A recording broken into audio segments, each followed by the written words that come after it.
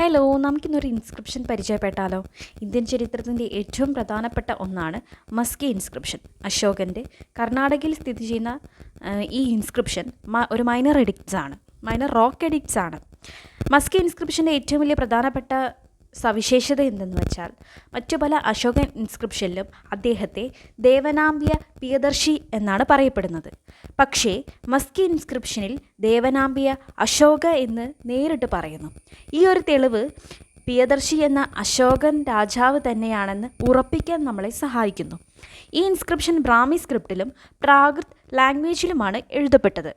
അശോകൻ തൻ്റെ ആശയങ്ങളും ധാർമ്മിക ജീവിതത്തെക്കുറിച്ചുള്ള സന്ദേശങ്ങളും ജനങ്ങളിലേക്ക് എത്തിക്കാൻ ഇൻസ്ക്രിപ്ഷൻസ് ഉപയോഗിച്ചിരിക്കുന്നു.